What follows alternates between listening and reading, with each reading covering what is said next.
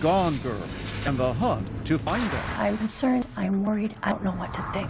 You don't sleep. You drive around at night. You're always looking. How can two children be gone and no one knows where they are? But someone knows. The two girls came running across that little field, and she kept telling the kids, get down in the back seat. A secret network of hidden children. I'm turning 16 tomorrow, but instead of a birthday party with my friends, I'm in hiding. It was moving between houses with people who I'd never known. But are the girls part of it? Lieutenant Polinsky called me and said, are you sitting down? And then I knew something was coming. A sudden appearance and an explosive story. He had 6 gunshots, and he was going to shoot all of us. I've never seen anybody that scared before. A family torn apart and accusations of brainwashing. My writing then and what I wrote then, that doesn't sound like me. Footprints in the snow. Welcome to 2020 on ID. I'm John Quinones. The family home is where children are supposed to feel safe. So what would cause Gianna and Samantha Rucky to vanish with nothing but the clothes on their backs? In 2016, Elizabeth Vargas and her team spent 6 months tracing the teens' footsteps and unraveling the mystery of their disappearance. Along the way, from big cities to frozen farms, sandy beaches to jail cells, they also unearthed a nationwide jigsaw puzzle of children declared missing. But were they? Take this incredible journey with us that begins with footprints in the snow. It is 7 p.m. on a 30-degree April evening in the suburbs of Minneapolis. A spring snowstorm has blanketed the roads. And while most families are settling in for dinner, one family is about to fracture forever when 2 children living at this home vanish. No shoes, no coats, no backpacks, nothing. Poof, they're gone. 13-year-old Gianna and 14-year-old Samantha Rucky disappear. The only trace? Footprints in the snow. But oddly, there is no manhunt to find the girls, no police press conference. How can two children in the state of Minnesota be gone and no one knows where they are? Their parents are embroiled in an ugly divorce and custody dispute, but they insist they are united in their desperation for the girls. I'm concerned. I'm worried. I don't know what to think. You don't sleep. You drive around at night. You're always looking. Where did they go? Who are they with? And why does our journey begin by asking questions to their mother inside the Ramsey County Jail? Did you have anything to do with your 2 daughters running away? No. Do you sit here and think, how did this happen? Clean record, never had a problem. Clean record, and here you are in jail on $1 million bail? What's going on? I have no idea. This shouldn't be what happens in a divorce. This divorce is more like guerrilla warfare than a legal proceeding. Exhibit A, these 24 boxes crammed with reams of motions, appeals, and rulings. Divorce on steroids, that would be a good word for this. But for every documented grievance in this harrowing tale, there is documentation, too, of the good times. Look at this, Nick! You got 20 years worth of home movies featuring both the Ruckys in starring roles as an affectionate, feisty couple. You're figuring it out now? Shut up, it just ran out. And doting, loving parents to their 5 children. Dad, it's my birthday! Nico, Samantha, Gianna, Nia, and Gino. It sounds like a busy home. They are wonderful. It was my dream. I loved being a mom. They make their home in Lakeville, Minnesota, a suburb of Minneapolis. David ran a multi-million-dollar trucking business. Sandra worked as a flight attendant and eventually competed in local beauty pageants, using her nickname Sam. Good evening and welcome. Proudly representing Lakeville, I'm Sam Rucky. In her spare time, she likes cooking Italian, flying airplanes, and staying fit. But David agrees that family came first for Sandra. There's Mom. Hi, Dad. A loving, energetic mom. There was a bird flying, yeah. Oh, there it is. She was a great mom. Very attentive to her kids. Come on, Nico. Their oldest son, Nico, loves hockey and theater. He was my first, so of course he was spoiled. Hi, Nico. The 2 oldest daughters, Samantha and Gianna, are close and take care of their younger brother and sister. Samantha, she's beautiful, she's smart, she's outgoing. Gianna's very artistic, loves like animals. But this story is about what Sandra claims is not captured on home video. She says despite those smiling faces, there was a shocking, ugly secret in the family.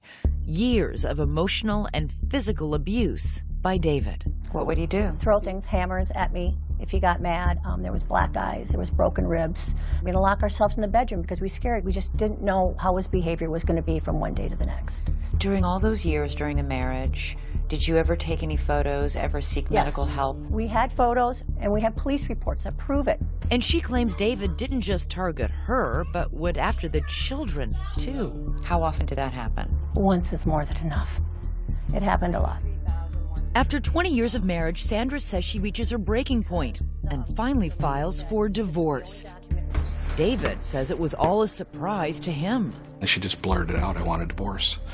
And it caught me off guard, it really did. So you were shocked when she said, I want a divorce? Oh, absolutely. Seeking counsel, he meets with attorney Lisa Elliott. David was pretty much in shock, but the one thing he did say to me is, this will be the craziest case you've ever had. He knew that then? He knew it then. And that was just the beginning. Sandra also gets an order of protection against her husband, saying she is frightened for her life. And then she calls police on him at least 20 times, claiming he continuously violates it. He broke into the house, came running up the stairs, jumped onto the bed that I was at, started choking me, and then took a pillow and started suffocating me. The children, now ages 8 to 14, remain in Sandra's custody and refuse to even see David, rebuffing all of his attempts to connect.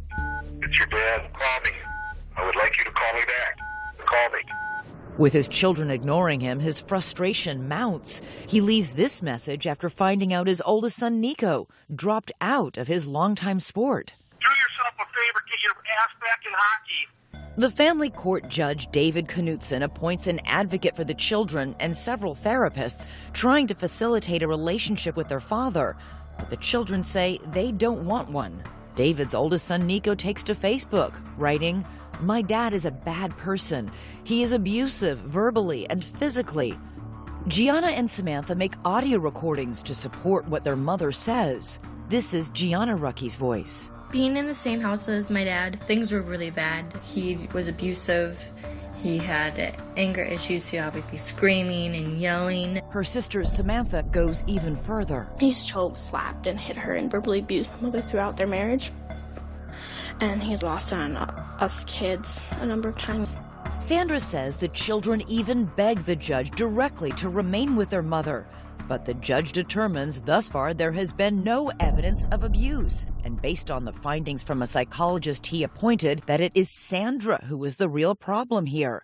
That the children are showing signs of parental alienation syndrome, meaning the reason the children are adamantly opposed to seeing David is not because he's abused them or their mother, but because Sandra has brainwashed them. She tried to destroy his relationship with the children by telling them things and scaring them about what he was doing to them, how he was threatening them. I've never done anything but be there for my children.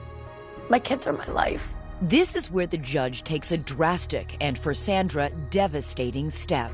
He orders Sandra out of the house and all 5 of her children removed from her custody. That's when everything happened. I lost everything. My whole life ended then. I had no money, no car, no children. I had nothing. How is this possible, Sandra? I don't know. All I'm told is it's a judge's order. There was no findings that I ever hurt the children, that I ever abused them, that I ever neglected them, that I ever did anything to them. David's sister Tammy becomes the children's temporary guardian. She moves into the Rucky home to take care of them, but the 2 oldest girls, Samantha and Gianna, are having none of it. They came in, they were looking at the house, and then they went upstairs, and when they went upstairs, I heard a ringtone, a music ringtone. And I thought, okay, maybe they have a phone. Tammy goes downstairs to the basement, thinking nothing of that call or who might be on the other end. Just 20 minutes later, I didn't hear anything, and I see their shoes in their backpacks. So I'm thinking they gotta be here. Well, I go to look around, and they're nowhere to be found. the girls are gone. Then I called 911. Next, where did they go? Who was on the phone? Did you think, where might my 2 daughters have gone? Could they have entered a hidden world? A network operating outside the court system? For vigilante parents taking the law into their own hands? And what does their father have to say about all this? Stay with us.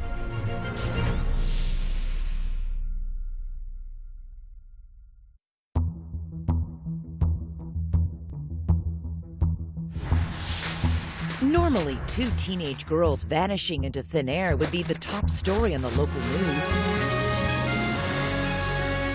But that's not the case here in Minneapolis. There is no Amber Alert, no search parties combing the woods. Sandra, separated from her children by court order, says she finds out her daughters are missing from her attorney. What was your reaction? What any mother's reaction would be.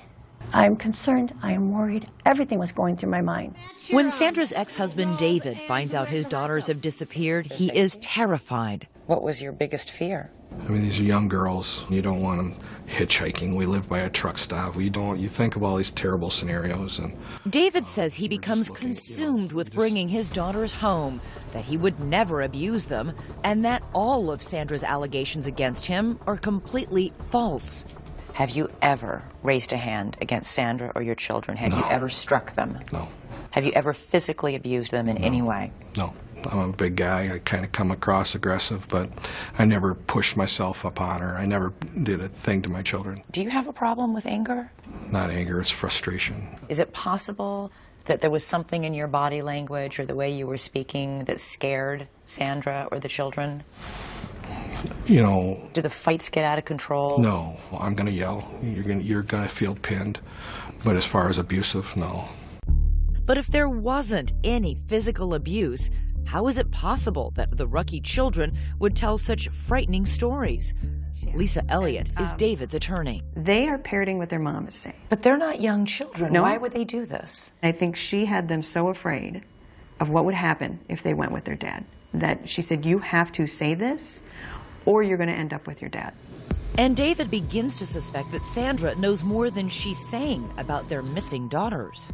You and Sandra had been involved by this point in a lengthy and bitter custody fight. Did you think she might have something to do with this? Yeah, oh yeah. As the weeks pass with no sign of Samantha or Gianna, David says he spends his nights driving the streets, searching. He begins tailing Sandra to see if she might lead him to the girls, and even hires a private investigator. You can't get rid of that pain. It never goes away. My mother, mostly, I'll say, you know, prepare yourself. Prepare yourself for what? If you never find the girls. How? I couldn't stop looking. The same cannot be said for Sandra, who appears to go back to life as usual, hopscotching around the world as a flight attendant, popping up on Facebook at an NHL Finals game, and lounging on a boat with friends. Did you call the police? I had an order not to contact the police. You have a right to contact the police if you're a victim of a crime or if you're I have a court in order danger. from Judge Knutson that I am not to contact the police. But this court order directly contradicts that, specifically stating that Sandra should report any information she has about the girls' whereabouts to authorities. So you did nothing when you found out they were missing then? Okay, I guess if you're in that situation where you've been stripped of everything related to your children, you don't know what to do. If one of my children went missing, I'd be out there with a sandwich board saying, find my child. The courts had completely tied my hands. 1 month after the girls' disappearance, there is a bizarre twist in the story. They show up, but in a place no one expects. The Rucky girls say they want to be heard. On local television. They met with us at a hotel. We don't know who brought them here. The local Fox 9 station airs this story, and right there, sitting in front of the reporter, are the two missing Rucky sisters. I'm just really scared it's going to end really badly. And once again, they back up what Sandra has been saying. He was abusive. Really. In what way? Emotionally, verbally. I mean, our mom was always our protector, but now there's no one there to protect us. I watched them pleading their hearts out, telling, asking for help. That's what I saw. His two children begging for help. The Fox report includes an alarming allegation about David. This time, it is a chilling story about him wielding a gun and threatening to murder his entire family. He sat on our kitchen table and said that he was going to shoot all of us. He had 6 gunshots, and he was going to shoot all of us, my mom included. David insists this claim is as baseless as all the others. I was glad to see my girls, but, you know, what I was hearing coming out of their mouths was hard. To local newspaper reporter Brandon Stahl, however, the most shocking thing wasn't what was in the story, but what was left out. There weren't any questions about, well, wait a second, we have 2 missing kids here. Are you being taken care of? Who's taking care of you? I wanted to know how they were doing. Were they okay? And as quickly as you can change the channel, the girls are gone again, vanishing back into the night. Months pass. Their faces appear on the Missing and Exploited Children's website and on thousands of plastic bags distributed in northern Minnesota. The search continues for the Rucky girls. Their parents' epic divorce drags on until the judge finally makes his ruling. In a painstaking 60-page order, he drops a bombshell, awarding full custody of all 5 children to David, writing of Sandra's allegations of abuse that the court has not received any evidence to support her very serious allegations. He went on to say Sandra refused to cooperate with any of the professionals appointed in this case. For David, it is total vindication. 17-year-old Nico, 13-year-old Nia, and 10-year-old Gino return to their father's care. And while David works to mend his fractured relationship with them, his 2 missing daughters are no closer to being found. How were the 3 children reacting to the absence of their sisters? Were they worried? This was a big-time white elephant in the room. It just, you know, it was always something that was just there. The secret of what really happened to the Rucky girls holds for 2 alarming long years, until someone who knew that secret, someone who kept it, finally speaks up. You knew Sandra was lying. I thought she was, yeah. Well, you knew she was. And a secret underground network willing to defy court orders and hide children. We sort of pass messages. We use a lot of burner phones. Could this group hold the key to finding the Rucky girls? Stay with us.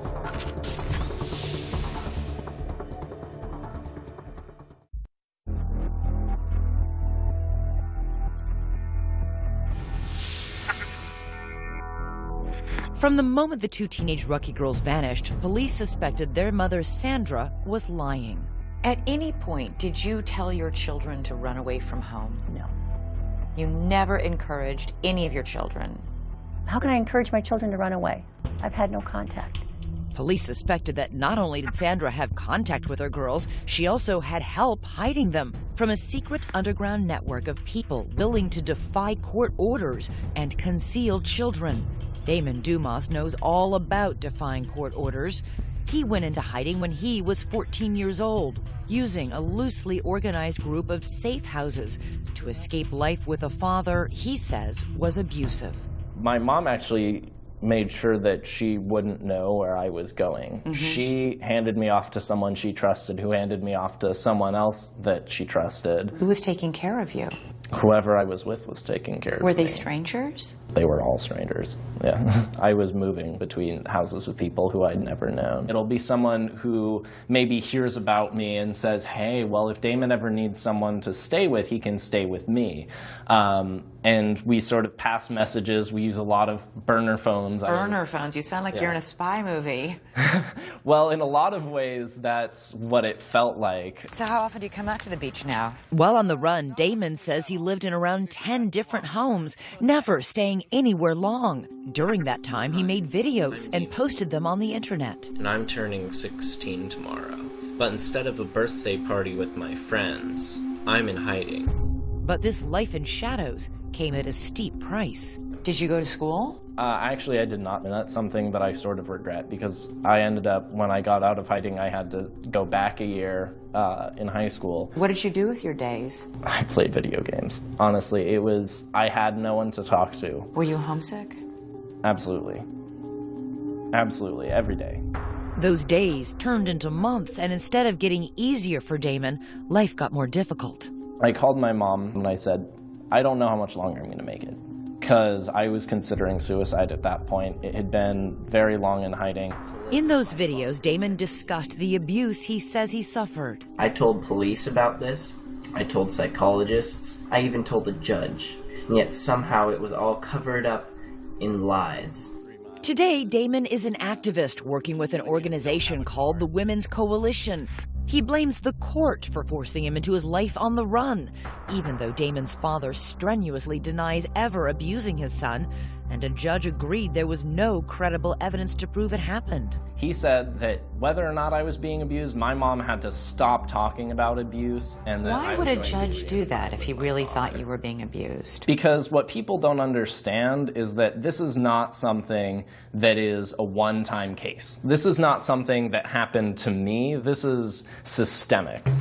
And the internet is teeming with videos of mothers who say they too have been victimized by family courts after they reported their allegations of abuse. As a mother, you try to protect your son, and that was my biggest mistake. I cried wolf when Children need to be believed. The courts forced my children to go on visitations. I am seeking justice. It is okay to protect our children. If you're a mother and you allege child abuse, your odds of losing custody are extremely high. Joan Meyer is a law professor at George Washington University who studies family courts. Her research has turned up some surprising and, in her mind, troubling results. If you raise abuse, especially child abuse, you've got to make a very strong case. If you can't nail it, not only will you lose custody, you may lose all access because the assumption will be that you have poisoned your child's brain with these ideas. Sandra says this is exactly what happened to her. So, did her daughters run away to protest a family court ruling like Damon Dumas? That's what Brandon Stahl, reporter at the Minneapolis Star-Tribune, wanted to find out.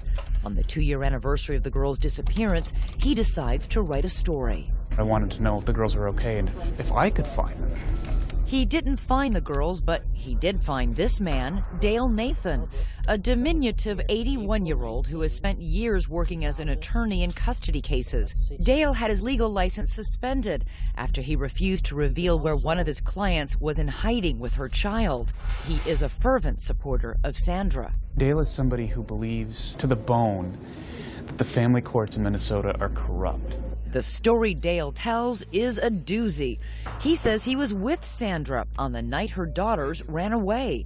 He says Sandra and he were driving around in Sandra's car when she took him to this field, just blocks away from the Rucky home. We drove with Dale to that spot. Now this is about the area right back here where Sandra stopped. He showed us where they pulled over. That's the one we want to take. So you stopped, you parked, you waited? And after about 20 minutes, the 2 girls came running across that little field. They got into the car, and then Sandra started driving. The 4 of them drove around back roads for more than 2 hours. She kept saying, "Oh, the Lakeville police, they're going to find us." And she kept telling the kids, get down in the back seat. During the ride, Dale says Sandra was frantically making phone calls. Apparently there was no plan, and she was making plans on the run. Dale says he knew that the children had already been taken out of Sandra's custody and that by driving off with them, she was breaking the law. Sandra was busy telling the police she had no idea where the girls had gone, and you knew Sandra was lying. I thought she was, yeah. Well, you knew she was because you were in the car with her. That's true. Right. You're right. So if you knew she was lying about that, why didn't you go to police and say, I know what really happened? I think Sandra was trying to protect her children. I wasn't going to betray that. Dale insists he couldn't help even if he wanted to. He doesn't know where Sandra ended up taking the girls. After hours of driving around with him, she dropped Dale off at a truck stop and then drove away with the girls still in her car. Last April, the Star-Tribune published Brandon Stahl's story, and one reader in particular was riveted. What did you think when you read the account of Dale Nathan? Dumbfounded. Or like, this is completely validates everything you suspected. Everything. At that point, we knew Sandy was involved. And now police know too. They arrest Sandra and charge her with 3 felony counts of deprivation of parental rights. She's thrown in jail on $1 million bond. But the mystery remains, where are the girls? 1 month after Sandra's arrest, there is stunning news. Lieutenant Polinsky called me and said, "Are you sitting down?" And I knew something was coming. Next, the Rucky girls found at last. But where have they been? Who took them in? We're on our way to find out. And you may be surprised by what we find behind this door. Stay with us.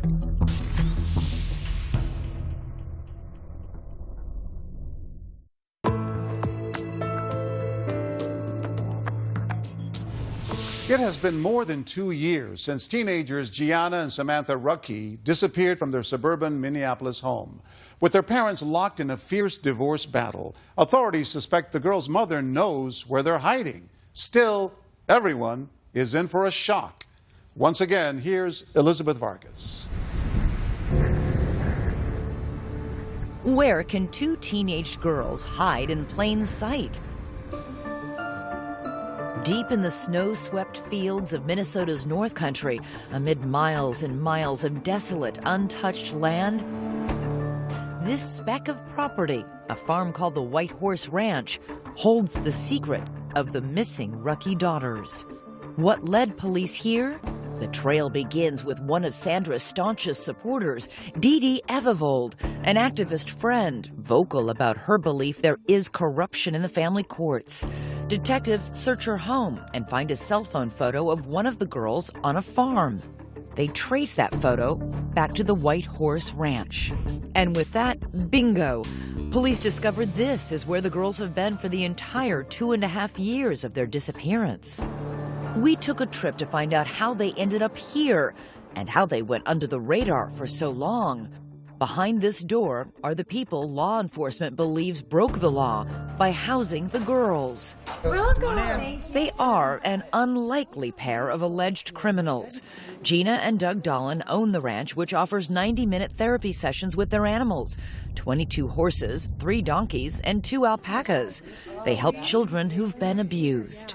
Our mission is to reach children and families and to bring healing and wholeness through the animals. Hundreds of children have made day trips to the ranch, but Samantha and Gianna Rucky were not their typical guests. We received a phone call from Dee Ebevold. Dee Ebevold not only knew Sandra, she knew the Dolans and respected their work on the ranch. I knew that these are good, honest, salt-of-the-earth people that really are just about doing the right thing. She just said that they needed a temporary place and that they were working through a court case. So you thought they were coming for 3 days? That's correct. 3 days isn't a big deal. The Dolans say it was Sandra, along with Dee Dee, who dropped the girls off at the ranch one night with no more than the clothes on their back. Then Sandra left and never returned. Days turned into months, and then astonishingly, years. I don't understand how 3 days turns into 2.5 years. I don't know if I can even answer that question. This is where the Dolans' attorney, Travis Kyle, steps in, because the Dolans, along with Dee Ebevold and Sandra, are now facing felony criminal charges for their role in the girls' disappearance. At this point, there's certain information we just can't disclose. But they can say that in that long period of time, the Dolans never saw Sandra again. They spoke to her by phone only a handful of times. And it was always from a track phone, so there was never a way of connecting with her. And then would speak to the girls? No. No. She didn't want to. I mean, she was very concerned about them and tell them that I love them. I almost feel like she knew that they were safe here. Don't you think that's a little weird? Mm-hmm. We run into a lot of weird stuff here. While the Rucky girls are away from everyone and everything they know, communing with the alpacas, 3 hours south, their father scoured the earth for any sign of them. Why did you keep them here, despite the fact that you knew a parent was looking? I wouldn't say that we kept them here. We allowed them to stay. They could have left at any time. They didn't want to leave. But didn't you know that people were looking for these children? I can't answer that. Not at this time. Our choices were to put them out on the street or give them a place to live. And we did not want them out on the street. They told you they would continue to run away if forced to return to their father? But you must have known, you did know that they had a father who was looking for them. Did you ever think about him? I thought about them living on the street and what would happen to them if they were on the street. Did you try and reason with them? They're girls, they're minors, they're not allowed by law to decide where I get to live and what's best for me. Yes, we did. A number of times. And it was a lot of fear. I've never seen anybody that scared before. Did they ever sound coached to you? No. No. I believed them, 100%. At the ranch, the girls made a new life for themselves with the Dolans. They were homeschooled. Their daily activities included helping with the animals.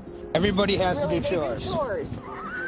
Anything from cleaning pens to feeding the animals to brushing them.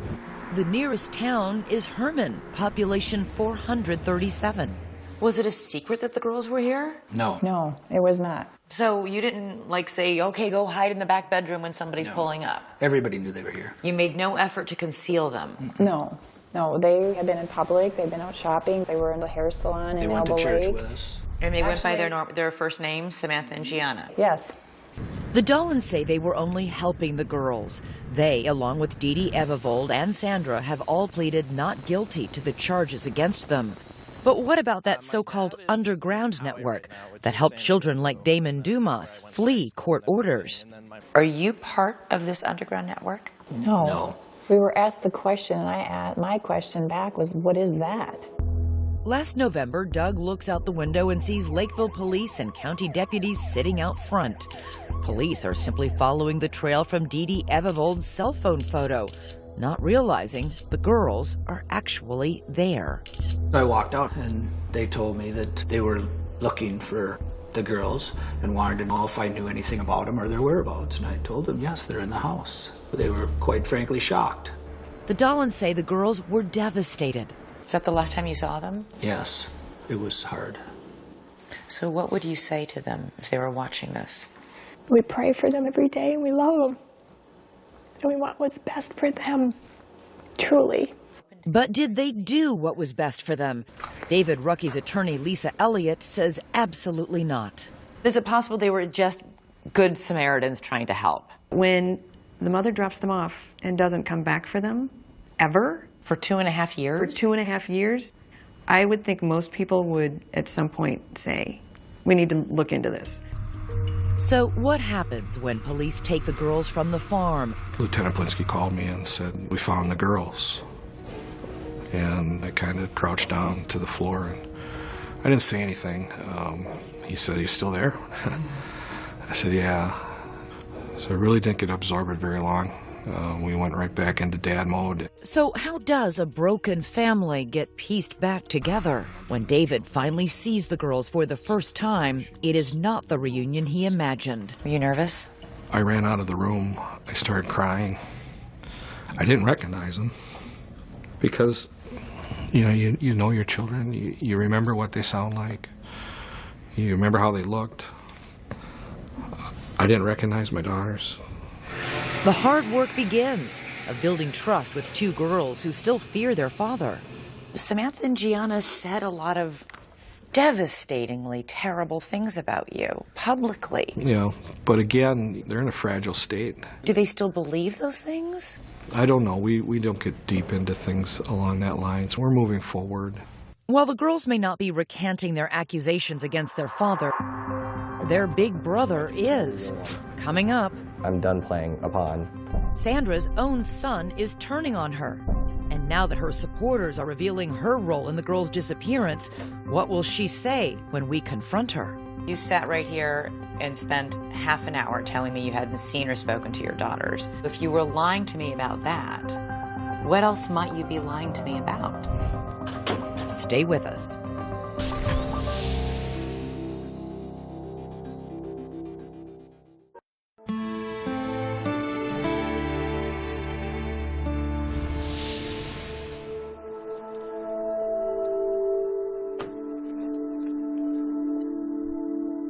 For the second time in 2 months, we have come to the Ramsey County Jail in St. Paul, Minnesota, to visit inmate Sandra Grazzini-Rucky. She is still here, awaiting trial on felony charges that she hid her daughters from their father for 2.5 years. Surprised you're still here? Yeah, very surprised. When we first spoke to Sandra, she told us she wasn't involved in the disappearance of her daughters. Did you have anything to do with your two daughters running away? No. You didn't know where they were these last 2 years? No. After nearly 6 months of our 2020 investigation, we've explored that loosely organized underground network of activists hiding children in nasty divorce cases and tracked down every key player in the Rucky case. The Dollins, Dee Dee Evevold, Dale Nathan, all supporters of Sandra's who say they weren't part of any network, but who authorities say helped her hide her daughters for 2.5 years. Dale Nathan said that he was with you when your two daughters jumped in the back seat without shoes or coats, and then you drove off. This is that is true? related to the trial. Yeah, that'll all be talked about at the upcoming trial. I can't comment on anything related to the trial. You know Well, that. all I'm telling you is you sat right here and spent half an hour telling me you hadn't seen or spoken to your daughters. And I've now spoken to 3 people who tell us, in fact, that's a lie. So if you were lying to me about that, what else might you be lying to me about? I can't discuss anything regarding the trial. I just can't. While Sandra is now suddenly not talking about her case, her attorney Michelle McDonald hints at a possible defense, saying if Sandra truly believed her children were in danger, she was free to break the law to protect them. They have to prove beyond a reasonable doubt that she didn't have a reasonable belief that her children needed protection. Which makes those allegations of physical abuse during the marriage so important. If those claims are true, then a jury perhaps could forgive Sandra for what she did. And from the very beginning, she has assured us that there is indisputable evidence that her husband, David, was violent. Did you ever take any photos, ever seek medical help? We had photos and we have police reports that prove it. So confident, so certain. And yet, I'm asking for any of the documentation that you assured us existed to corroborate what you're telling us. And we can find none of it.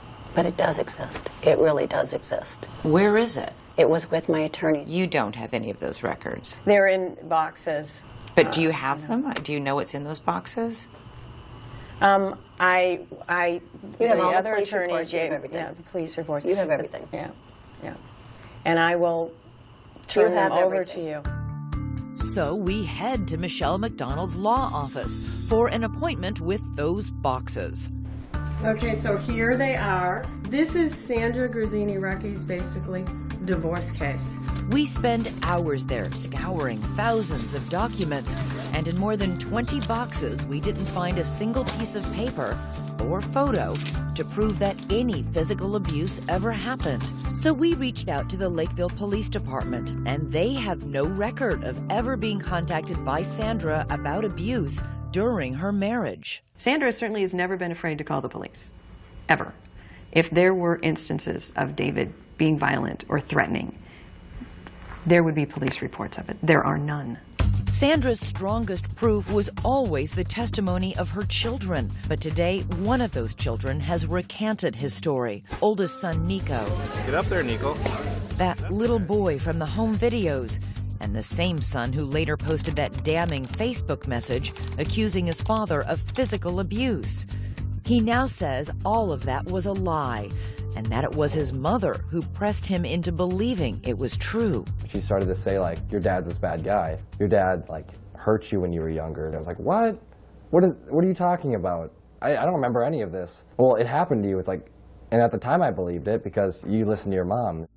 He says he was 15 years old and he couldn't understand why she didn't want him to see his father. I felt really close to my dad, and I was still confused on what was going on. Like, why wasn't I seeing my dad? Nico now says he never saw his father physically abuse his mother or his brother and sisters. As for that Facebook post, Nico says Sandra stood over him while he typed, coaching him on exactly what to say. When I look at my writing then and what I wrote then, that doesn't sound like me, and I feel really bad. He continues to tell us that you brainwashed them into thinking they were abused. And you don't find that questionable? Well, what do you think? You're his mom. I haven't seen Nico for a long time. It's sad that he's saying that. But when my son hadn't been around his father, he has a completely different story than he has now. Did you somehow convince your own kids that their dad was abusing them? No. No. To this day, she says she stands by every decision she has made, every battle line she's drawn, every consequence she and her children have suffered. The two daughters, they spent 2 years working on a horse farm. They didn't go to school. You don't think I think about all these things? I know what these kids have been put through. But it wasn't me who put these through. This was the system that put them kids through this. David and his attorney, Lisa Elliott, say this was never about keeping her children safe. Sandra, they say, wanted revenge. She was out to destroy him for whatever reason, and I don't think she cared what she destroyed in the meantime. Do you think you will ever be reunited with your children? Yes. You do? Yes. Yes. I believe this will be turned around. Perhaps, but it will take more than a court order to do that. It is painfully clear as you watch her son Nico struggle with the simple question, does he still love his mother? I want to say no, but she's my mom. She just doesn't feel like a mom. Nico, wave at Dad.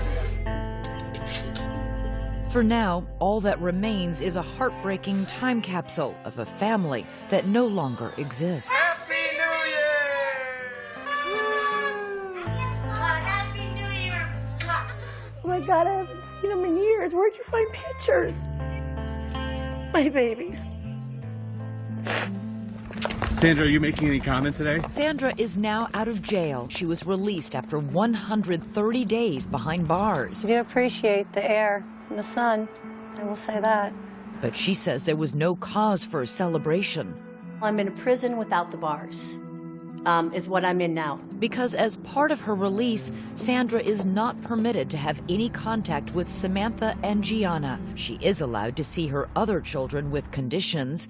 As for the girls, David says they are happy to be home and doing well. They have started a new life together and have had their first family vacation in years. David asked us to obscure the children's faces to give them privacy, and it might surprise you to hear how David sees his family's future. Will you fight her ability to see the children? This is my children's mother. It's important that they have a mother.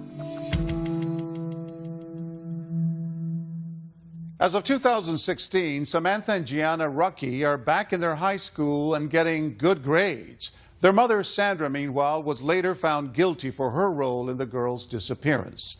Gina and Doug Dolan, along with Sandra's friend Dee Dee Evervold, are awaiting trials for their alleged involvement in the girls' disappearance. Each faces a maximum sentence of 4 years in prison if convicted. I'm John Quinones. Please join us next time for another edition of 2020 on ID.